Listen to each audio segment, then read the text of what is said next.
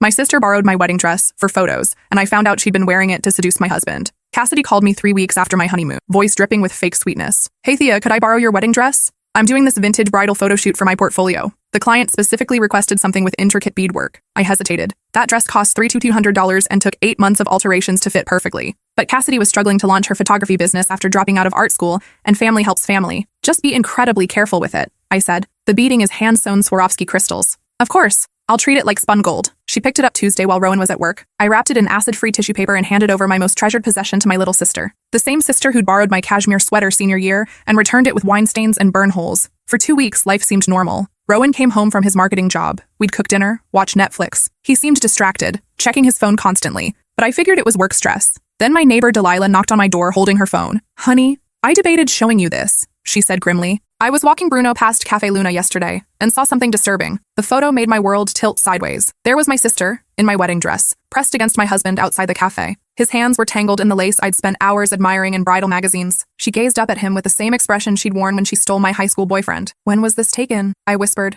Yesterday around 2:15 p.m., Rowan had told me he was in client meetings all afternoon. That night, I pretended everything was normal, made his favorite salmon dinner, asked about his day. He described fictional meetings in vivid detail, lying smoothly. After he fell asleep, I checked his phone. The messages made me sick. Cassidy, wearing your wife's dress makes this even hotter. Rowan, you look better in it than she ever did. Cassidy, think she suspects anything? Rowan, she's too trusting. Always has been. It's pathetic. 23 messages over 2 weeks. Detailed meeting plans, explicit photos, cruel commentary about my naivety. They'd turned my wedding dress into a prop for their affair. The next morning, I drove to Cassidy's apartment using my spare key. My wedding dress hung in her closet, reeking of her perfume and his cologne. Behind her jewelry box, I found a hidden camera still recording. I scrolled through the memory card with trembling fingers. They'd documented everything. Multiple encounters. In my dress. But the videos dated back 6 months. Before my wedding. Before my engagement. In one video from 3 days before my bachelorette party, they were discussing their strategy. After the honeymoon, we'll be more careful, Rowan said. But once I get half her inheritance in the divorce, we can disappear together. My inheritance. The $847,000 trust fund I'd mentioned during our engagement. Cassidy giggled. She actually thinks you love her. It's almost tragic. Her stupidity is profitable, he replied.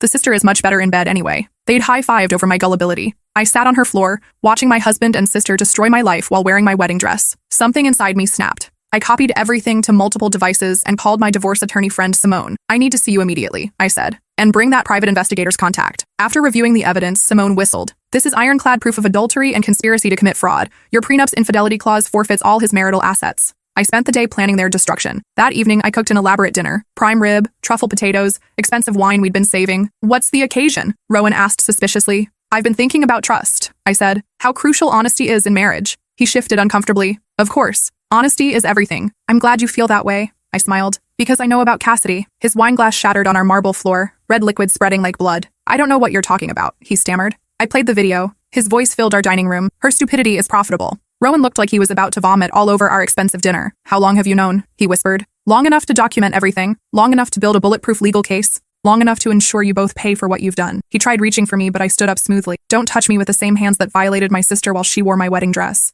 Thea, it's not what you think. It's exactly what I think. And worse. You married me for my money. You've been planning to divorce me and steal half my inheritance. You involved my sister to make it more devastating. His shoulders sagged in defeat. What do you want? Pack your things and leave tonight. Divorce papers will be served tomorrow, along with fraud charges. You can't prove fraud. I played another video showing them creating fake receipts, doctoring bank statements to make my inheritance appear as marital property. Actually, I can prove everything. He left that night with 2 suitcases. Everything else belonged to me according to our prenup. The next morning, I drove to Cassidy's with Mom and our cousin Valencia as witnesses. When she opened the door in a silk robe at 11 a.m., her face cycled through emotions. Surprise, confusion, then terror. We need to talk, I said, pushing past her. My wedding dress was draped over her couch like a discarded towel, wrinkled and stained. I found some interesting videos. I began calmly. Cassidy's mouth opened and closed like a fish. I can explain everything. You can't. There's no explanation for months of planning this betrayal. Mom stepped forward, her face harder than I'd ever seen it. Pack your things. You're banned from this family. Mom, please. I said pack. While Cassidy threw clothes into luggage, crying, I retrieved my dress. Lawsuit papers will be served Tuesday, I informed her.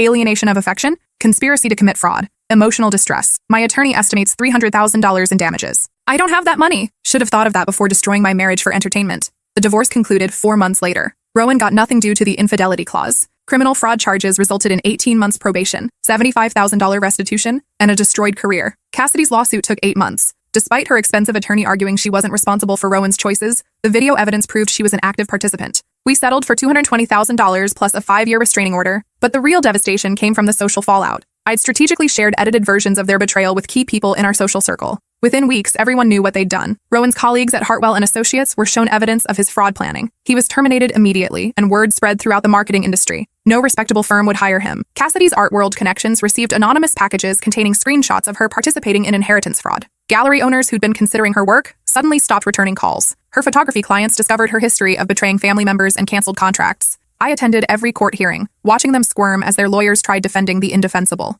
Rowan's attorney attempted arguing temporary insanity, while Cassidy's claimed she was manipulated. The judges weren't buying it. The most satisfying moment came during Rowan's sentencing hearing. The prosecutor read aloud from their videos. "Her stupidity is profitable." The courtroom gasped. The judge increased his restitution by $25,000. Meanwhile, I was rebuilding my life methodically. I kept my job at the design firm but started freelancing on weekends, using my divorce settlement to invest in a small studio space downtown. Without Rowan's expensive tastes draining our accounts, I had more money than ever before. I also started therapy with Dr. Morrison, a specialist in betrayal trauma. She helped me understand that Cassidy's behavior wasn't sudden. There'd been red flags throughout our childhood that I'd ignored. Narcissists often target family members because of existing trust, Dr. Morrison explained. Your sister saw your happiness and wanted to destroy it simply because she could. Through therapy, I realized Cassidy had always competed with me. When I got into honor society, she suddenly developed an interest in academics. When I started dating seriously, she'd flirt with my boyfriends. When I announced my engagement, she immediately started dating older, wealthy men. The inheritance revelation made perfect sense in retrospect. Cassidy had always been obsessed with money, but terrible at managing it. She'd maxed out multiple credit cards in college, borrowed thousands from dad that she never repaid,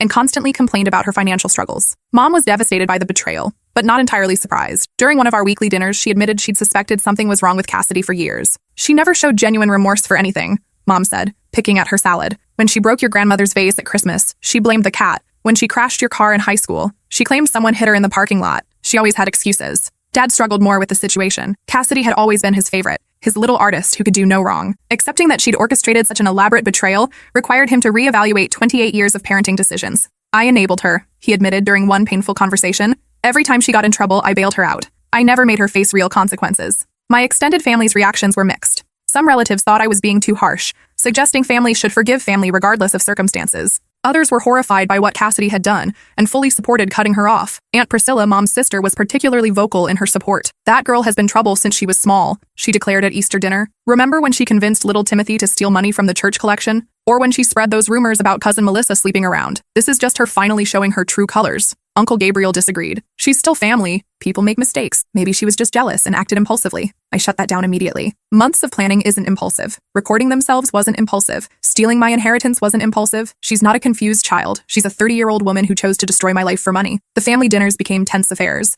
Some relatives tiptoed around mentioning Cassidy, while others pretended nothing had happened. I appreciated the ones who acknowledged the situation honestly. Cousin Valencia became my strongest ally. She'd never liked Cassidy, calling her manipulative and attention-seeking since we were teenagers. "I tried warning you about her when you first brought Rowan to family gatherings," Valencia told me. "She was watching him too closely, asking too many personal questions about his job and finances, but I didn't want to seem paranoid." The evidence collection process was exhausting but thorough. My private investigator, Marcus Chen, uncovered additional proof of their scheme. He found hotel receipts, restaurant charges, and even a joint bank account they'd opened to manage their relationship expenses. Most damning was a credit card application Cassidy had submitted using my personal information to fund their affair. She'd been planning to default on it and let the debt fall on me. That discovery added identity theft charges to her growing legal troubles. Marcus also investigated Rowan's financial history and found he'd attempted similar schemes with previous girlfriends. One ex-girlfriend, Lindsay, agreed to testify about his pattern of targeting women with family money. "He researched my family's business before our third date," Lindsay told the court. "He knew exactly how much my trust fund was worth and started planning our future immediately. When I broke up with him, he tried claiming I'd promised him money for his startup idea." The trial lasted 3 weeks. I testified for 2 days,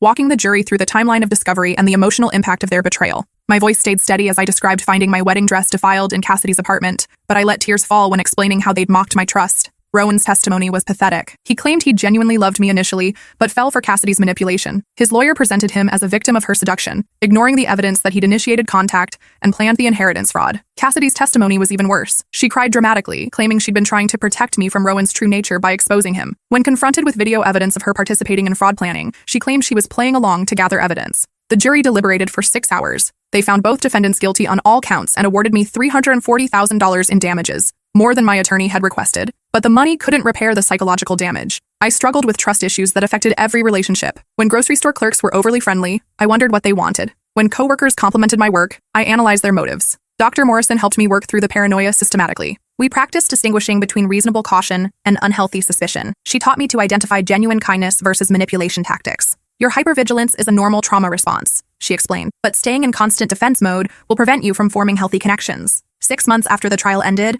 I was sitting in Cafe Luna, the same place where their betrayal was photographed, when someone approached my table. "Excuse me," a man said politely. "I hope this isn't inappropriate, but I witnessed what happened here months ago, with your ex-husband and the woman in the wedding dress." I looked up to see a tall man with kind brown eyes and a nervous smile. I remembered him from that day. He'd been working on a laptop at the corner table. I wanted to say something then, but didn't know how. "I'm Xavier Montenegro. Thea Richardson," I replied, closing my book. "Would you maybe like to get coffee sometime?" Actual coffee, not surveillance coffee. I laughed for the first time in months. "I'd like that." Our first date was at a small bistro across town. Xavier was the environmental engineer, recently divorced himself after discovering his ex-wife's gambling addiction had destroyed their finances. He understood betrayal trauma without trying to fix me. I spent 2 years in therapy learning to trust my instincts again, he shared over dinner. Some days are harder than others, but it gets easier. We took things incredibly slowly. Xavier never pushed for information about my past or rushed physical intimacy. He seemed content to build friendship first, which I desperately needed. On our 4th date, I told him about Cassidy and Rowan. He listened without judgment, asking clarifying questions, but never offering unsolicited advice. "That's incredibly painful," he said simply. "I'm sorry you went through that." His reaction was perfect,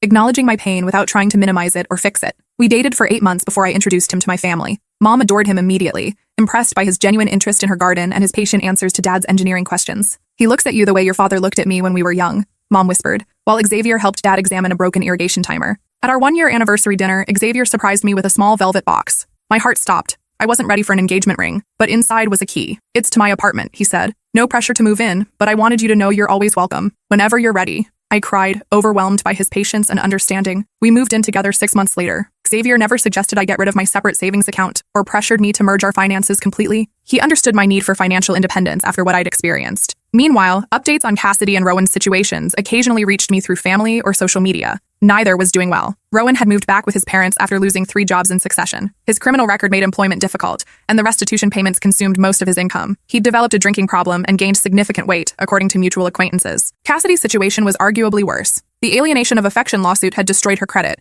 and the restraining order prevented her from contacting potential family reconciliation supporters. She'd moved to another state, but struggled to rebuild her photography business with her reputation preceding her. Valencia showed me Cassidy's social media occasionally. Sparse posts featuring cheap apartments and generic motivational quotes. The vibrant, confident woman who'd stolen my husband was gone, replaced by someone who looked defeated and desperate. "Do you ever feel bad for her?" Valencia asked one day. I considered the question seriously. I feel bad for the child she was, who learned to manipulate instead of love. But I don't feel bad for the adult who chose to destroy my life methodically for months. 2 years after our first coffee date, Xavier proposed properly. We were hiking in the mountains where he'd taken me for our 6-month anniversary. The ring was custom designed, featuring my birthstone instead of a traditional diamond. "I wanted something uniquely yours," he explained. "No one else will ever wear this ring." I said yes immediately. Planning our wedding was healing in unexpected ways. This time, I chose every detail for myself, not to impress others or meet someone else's expectations. The dress was simple but elegant, completely different from my first gown. Mom helped with arrangements enthusiastically, though she sometimes caught herself mentioning what Cassidy would have thought about certain choices. We'd both grief the sister-daughter we thought we knew. Dad walked me down the aisle with tears in his eyes. "I'm so proud of how strong you've become," he whispered before placing my hand in Xavier's. The ceremony was intimate. 50 close friends and family members who'd supported me through the worst period of my life. No +1s for people I didn't know personally. No obligations to include anyone out of politeness. During our vows, Xavier promised to earn my trust daily, rather than demanding it automatically. I promised to communicate my needs clearly, rather than assuming he could read my mind. "Some people find their soulmates immediately," I said. "I had to lose everything first to recognize the real thing, but I'm grateful for that journey because it led me to you." The reception was perfect. Good food, better music, and people who genuinely cared about our happiness. No drama, no hidden agendas, no secret recordings. We honeymooned in New Zealand, far from everyone who knew our history. For 2 weeks, we were just Xavier and Thea, newlyweds exploring a beautiful country together. When we returned, I made a decision that had been brewing for months. I donated my original wedding dress to a nonprofit serving women leaving abusive relationships. "Someone should have a beautiful wedding in this dress," I told the coordinator. "Someone who deserves happiness." A month later, I received a photo in the mail. A young woman stood radiant in my dress, beside a man who looked at her like she was his entire world. The thank you note read, "I never could have afforded something this beautiful. Thank you for believing someone like me deserved to feel like a princess." I framed the photo and hung it in our hallway, a reminder that beauty could emerge from betrayal. 3 years into our marriage, Xavier and I started discussing children. The topic terrified me initially. What if I repeated my parents' mistakes with Cassidy? What if I failed to protect my children from manipulative people? Dr. Morrison helped me work through these fears during several intensive sessions. We explored my childhood experiences and identified the differences between enabling bad behavior and showing healthy love. "Your awareness of these issues actually makes you less likely to repeat them," she assured me. "You've learned to recognize manipulation tactics and set appropriate boundaries." When I became pregnant with our daughter, I felt cautiously optimistic. Xavier was incredibly supportive, taking over household tasks when morning sickness hit, and reading parenting books voraciously. We decided not to share the pregnancy news with extended family immediately, wanting to enjoy the early months privately. When we finally announced it at Christmas dinner, the reaction was overwhelmingly positive. Finally, some good news for this family, Aunt Priscilla declared, hugging me tightly. Dad cried when we told him privately. I get another chance to be a grandfather, he said. To do better this time. Our daughter, Elena, was born healthy and perfect. Holding her for the first time, I felt fierce protective love unlike anything I'd experienced. This child would never doubt her worth or question if people loved her for herself. Valencia visited us in the hospital, tears streaming down her face as she held Elena. She's going to grow up knowing she's cherished, she said. What a gift. Mom became a devoted grandmother, visiting weekly to help with childcare and household tasks. She learned from her experience with Cassidy and me, recognizing the importance of consistent boundaries and unconditional love. I enabled Cassidy's worst impulses because I was afraid of losing her love, Mom admitted during one of our conversations. But real love sometimes means disappointing people for their own good. When Elena was 6 months old, I received an unexpected phone call. The number was blocked, but something compelled me to answer. Thea? The voice was barely recognizable. Thin, desperate, broken. Cassidy, please don't hang up. I know I have no right to call, but I'm dying. Literally dying. Liver cancer, stage 4. The doctors say I have maybe 2 months. My hand trembled holding the phone. What do you want? I want to apologize. Really apologize. Not the fake bullshit I tried during the trial. I want you to know I'm sorry for everything. You violated the restraining order by calling me. I know. I don't care about legal consequences anymore. I just need you to know I understand what I did was unforgivable. I destroyed your life for money I didn't even get to enjoy. I was jealous of your happiness and wanted to take it away. There's no excuse. I sat in silence, processing her words. Part of me wanted to hang up immediately. Another part needed to hear what she had to say. I'm not asking for forgiveness, she continued. I don't deserve it. I'm asking you to live your life fully and not let what I did poison your happiness forever. You're a good person, Thea. You deserved better than what I gave you. Is this why you called? To ease your conscience before you die? Maybe partially, but mostly because I love you. Despite how horribly I've treated you, you were the best sister anyone could have asked for, and I repaid your kindness with betrayal. I'm sorry. She hung up before I could respond. I sat staring at my phone for 20 minutes. Elena sleeping peacefully in my arms. Xavier found me there when he came home from work. Everything okay? He asked, immediately sensing my distress. I told him about the call. He listened thoughtfully, then sat beside me on the couch. How do you feel about it? He asked. Confused, angry, sad, relieved maybe? She finally took real responsibility instead of making excuses. Do you believe she meant it?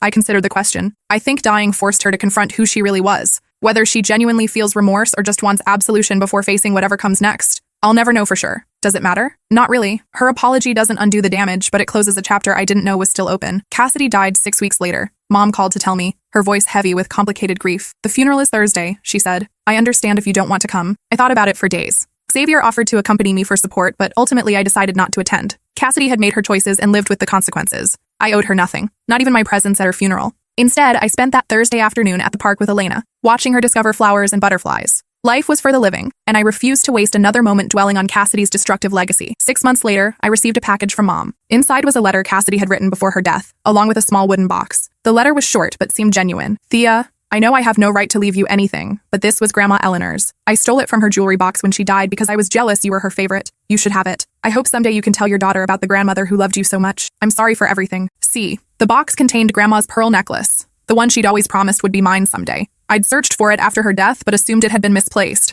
I held the pearls up to the light, remembering Grandma fastening them around my neck when I played dress-up as a child. Pearls are for ladies, she'd say. And you, my dear, are going to be a very special lady someday. Elena reached for the shiny pearls with chubby fingers, and I made a decision. This necklace would be hers someday. A connection to the great-grandmother who'd loved unconditionally and the mother who'd learned to protect that love fiercely. Xavier found me crying in our bedroom, holding the necklace. She kept it all these years, I said. Even when she was selling everything else, she kept this. Maybe she always planned to return it, he suggested gently. Or maybe she kept it as a reminder of what she'd stolen. I'll never know her real motives. He held me while I cried, not for Cassidy, but for the relationship we'd never had, the sister I thought I knew, and the years of family drama that could never be recovered. But I also cried from relief. The chapter was finally, permanently closed. No more wondering what Cassidy was doing or whether she'd ever take responsibility. No more looking over my shoulder or second-guessing people's motives. I was free to focus completely on the family Xavier and I were building. A family based on honesty, respect, and genuine love. Elena took her first steps on a sunny Tuesday morning, wobbling across our living room into Xavier's waiting arms. As I watched my husband catch our daughter with tears of joy streaming down his face,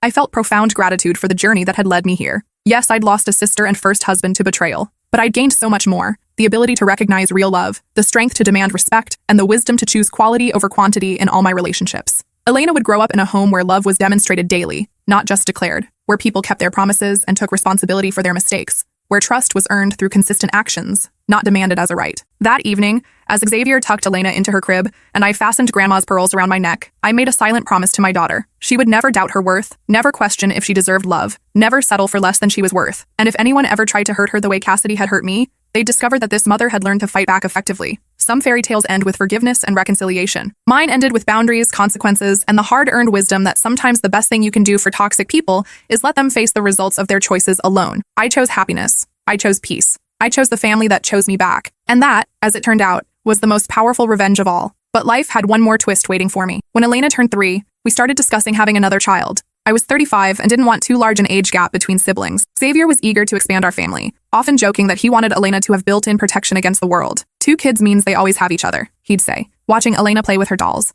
No matter what happens to us, they'll never be alone. The pregnancy came easily this time. I felt more confident, more prepared for the challenges of caring for an infant while managing a toddler. Elena was excited about becoming a big sister, constantly talking to my growing belly and offering to share her toys with baby brother or sister. We decided to wait until birth to learn the gender, wanting some surprises in our carefully planned life. Elena insisted the baby would be a girl who looked exactly like her, complete with curly hair and brown eyes. Our son Marcus arrived 3 weeks early during a thunderstorm that knocked out power to half the city. Elena met him at the hospital the next morning, her eyes wide with wonder as she gently touched his tiny fingers. "He's perfect, Mommy," she whispered. "Can we keep him forever?" Xavier and I laughed, but the moment crystallized something profound. Our family was complete. We had everything we dreamed of, and more than I'd thought possible during those dark months after discovering Cassidy's betrayal. As Marcus grew from infant to toddler, I marveled at how different sibling relationships could be when built on love instead of competition. Elena protected him fiercely, sharing toys without being asked and comforting him when he cried. There was no jealousy, no attempts to sabotage each other's happiness. "She's going to be an amazing big sister," Dr. Morrison observed during one of our periodic check-ins. "You've created the family environment you needed as a child." When Elena started kindergarten, other parents began asking about playdates and birthday parties.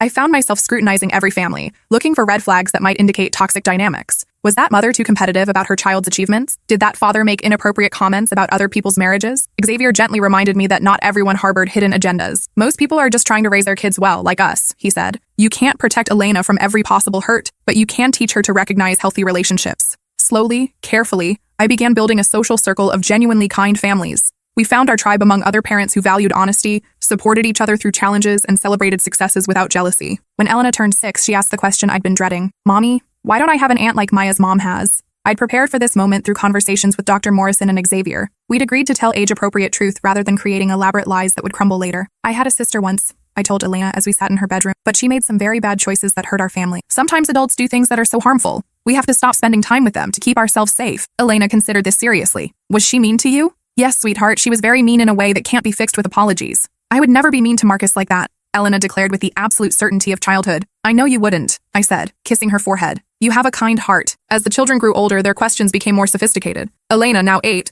asked why Grandma sometimes looked sad when other families talked about all their relatives. "Losing someone you love is always hard," I explained, "even when you know it was the right choice for your safety." "Do you miss her?" Elena asked. I thought carefully about my answer. I miss the sister I thought she was. But I've learned that missing someone doesn't mean you should let them hurt you again. This became a recurring theme in our family discussions. The difference between forgiveness and enabling, between love and allowing abuse, between family loyalty and personal safety. When Marcus turned 5, he brought home a school worksheet asking students to draw their family tree. He'd carefully drawn Xavier and me, Elena, both sets of grandparents, Valencia, and even Delilah and Bruno. "Where's your sister?" his teacher had written in the margin. That evening, Marcus asked why his teacher thought I should have a sister. "Some families have lots of people and some have fewer," I explained. "What matters is that everyone in our family loves and takes care of each other." "Like how Elena takes care of me?" he asked. "Exactly like that." Meanwhile, updates about Rowan occasionally filtered through mutual acquaintances. He'd married again, a woman 20 years his senior with substantial assets. The marriage lasted 8 months before she discovered his history and filed for divorce, citing fraud and emotional abuse. He'd attempted to contact me twice over the years, once through a fake social media account, claiming he wanted to make amends and asking if we could meet for coffee.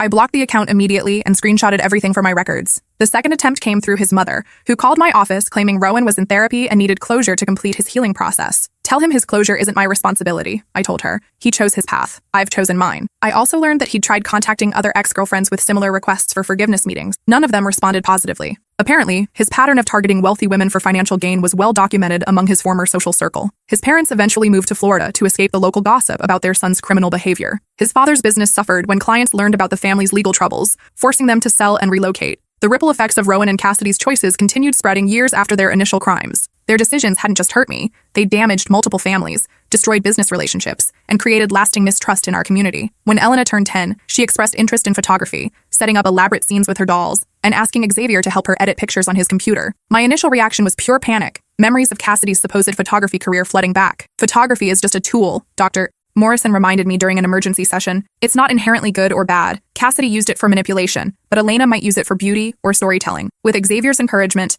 I enrolled Elena in a children's photography class at the local community center. Watching her genuine excitement about capturing images of flowers and pets, I realized I was projecting my trauma onto an innocent interest. Look, Mommy. Elena showed me a picture she'd taken of Marcus building a sandcastle. I got the exact moment he was concentrating so hard his tongue was sticking out. The photo was actually quite good, well composed and capturing a genuine moment of childhood joy. Nothing like the calculated, manipulative images Cassidy had specialized in. I began to see healing in allowing Elena to pursue her interests without the shadow of my past experiences. She was her own person, not a potential replica of her aunt's worst qualities. For Elena's 11th birthday, we threw a big party in our backyard with 12 of her closest friends. I watched her interact with the other children, kind, inclusive, generous with her belongings. When one girl spilled juice on her new dress, Elena immediately offered her own sweater and helped clean up without making the other child feel embarrassed. She has good instincts about people, Valencia observed, watching Elena comfort a younger cousin who'd scraped his knee. She knows how to care without giving up her own boundaries. This was the child I'd raised. Empathetic but not naive, kind but not pushover, loving but not desperate for approval.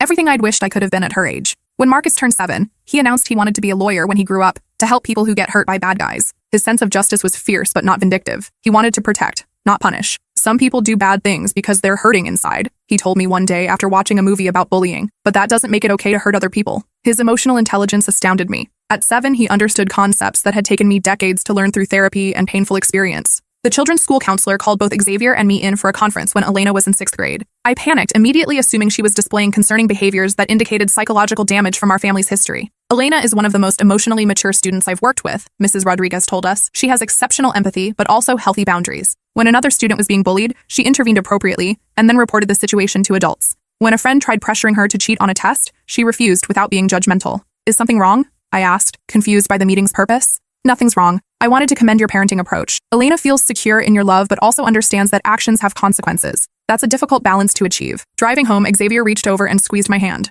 You've given them everything you didn't have. Unconditional love with clear expectations, protection without overprotection, trust earned through consistency. We've given them that, I corrected. I couldn't have done this alone. Maybe not. But you chose to break the cycle of dysfunction in your family line. That took incredible courage. When Elena turned 12, she asked if she could see photos from my first wedding. The question caught me off guard. I'd hidden or destroyed most evidence of that period in my life. Why do you want to see them? I asked carefully. I found one picture in Grandma's album, she explained. You looked really happy, but also different, sadder somehow, even though you were smiling. I dug through storage boxes until I found the wedding album I'd forgotten about. Looking at the photos with Elena, I could see what she meant. My smile in those pictures was beautiful, but brittle, like glass that would shatter with the wrong touch. I was happy that day, I told her, but I didn't really know myself yet. I was trying to be who I thought other people wanted me to be. Do you know yourself now? She asked. Much better. And I like who I am now more than who I was then. Elena studied a photo of me with Cassidy at the reception. Your sister was really pretty. Yes, she was. Beauty on the outside doesn't always match what's inside, though. I know. Like how some of the popular kids at school are actually mean if you get to know them. My daughter's wisdom continued to amaze me. She was learning lessons I'd taken decades to understand. When Marcus turned 8,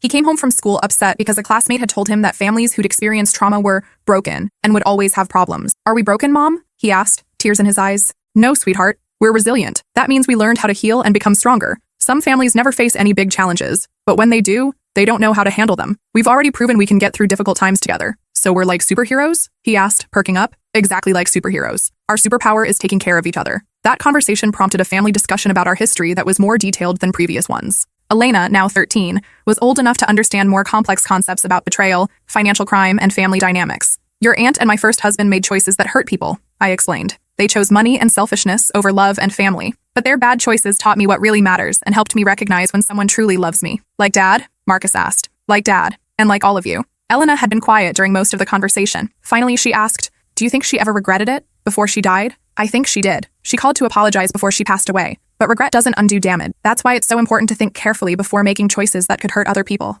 I'm glad she's not in our family, Elena said firmly. We're better without people who lie and steal. Her certainty was reassuring. She understood the difference between blood relations and chosen family, between forgiveness and restoration, between compassion and enabling. As Elena entered high school, she began dating, a development that activated every protective instinct I'd developed. I watched her interactions with boys carefully, looking for signs of manipulation or pressure. Her first boyfriend, Connor, was a polite sophomore who played violin and volunteered at an animal shelter. When he brought her flowers for their 1-month anniversary, I approved of his thoughtfulness but worried about love-bombing tactics. Mom, you're being paranoid, Elena told me after I grilled Connor about his future plans during dinner. He's just a nice guy who likes me. How do you know the difference between genuine interest and manipulation? I asked. Elena rolled her eyes but answered seriously. He doesn't try to pressure me into anything. He listens when I talk. He has his own friends and interests instead of making me his whole world. He treats service workers respectfully. He's never asked about our family's money or what kind of car Dad drives. I realized my daughter had inherited my hard-earned wisdom about recognizing healthy relationship patterns. She could identify red flags I'd missed at her age because I taught her what to look for. The relationship lasted 6 months before ending amicably when Connor's family moved to another state.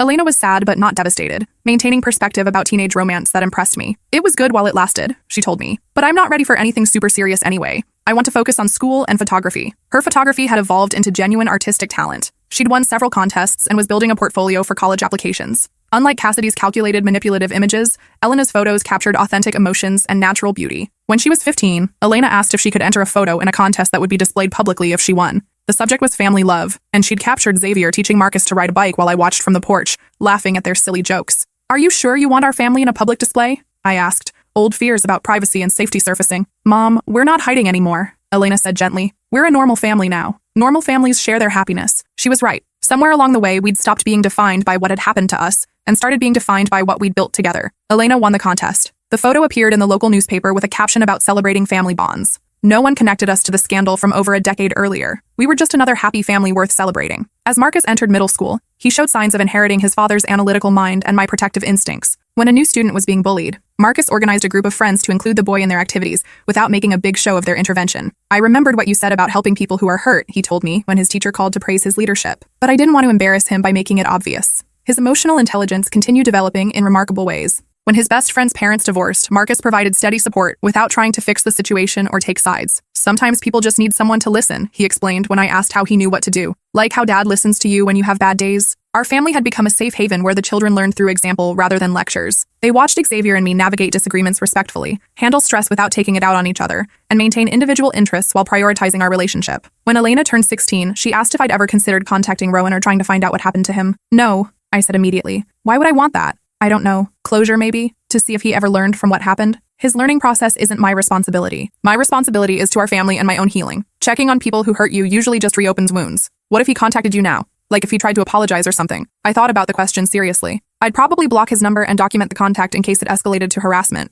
I don't owe him forgiveness, and I definitely don't owe him a chance to feel better about what he did. Elena nodded thoughtfully. "That makes sense. You've moved on, but that doesn't mean you have to give him space in your life again." These conversations were preparing Elena for adulthood in ways I'd never been prepared. She understood concepts about boundaries, self-protection, and healthy relationships that would serve her well in college and beyond. When Marcus turned 10, he surprised us by asking if we could foster a dog from the local animal shelter. His reasoning was characteristically thoughtful. "Some dogs get hurt by bad people and need time to learn that not all people are dangerous. Maybe we could help one learn to trust again." The parallel to our family's healing journey wasn't lost on any of us. We adopted Luna, a 3-year-old golden retriever who'd been rescued from an abusive situation. Watching the children patiently work with her, building trust through consistency and kindness, I saw our own recovery reflected in her gradual transformation from fearful to confident. Elena's senior year of high school brought college application stress and decisions about her future. She'd been accepted to several schools with strong photography programs, but she'd also discovered an interest in psychology through volunteering at a crisis hotline. "I want to help people who've been through trauma," she told me. "Maybe combine photography therapy with traditional counseling." Her career goals were clearly influenced by our family's experience,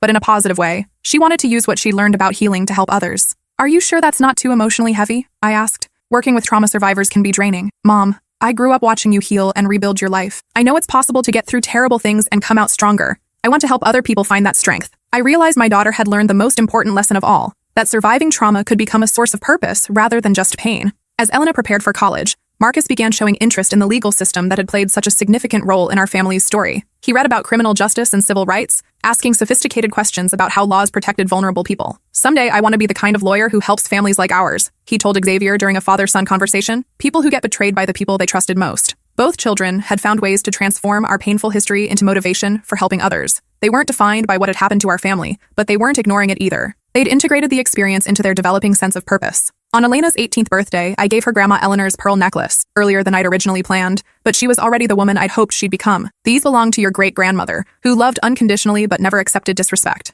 I told her as I fastened the clasp. "Wear them when you need to remember that you deserve to be treated with kindness." Elena touched the pearls reverently. "I'll save them for important moments, like graduation, or my wedding, or whenever I need to remember where I came from." "You came from love," I told her. "Everything before you was just preparation for the family we have now." As I watched my daughter admire her reflection in the mirror, wearing the necklace that connected her to generations of strong women, I felt the final piece of healing click into place. I'd not only survived Cassidy and Rowan's betrayal, I'd transformed it into something beautiful. I'd raised children who understood the difference between love and manipulation, who knew their worth wasn't negotiable, who would never accept betrayal as the price of family loyalty. The cycle was broken. The healing was complete. The story had a genuinely happy ending, not because the pain was erased, but because something better had grown from the broken pieces. Sometimes the best revenge really is living well. But even better than that is raising the next generation to recognize their worth and demand the love they deserve. And that, I realized, was the true victory.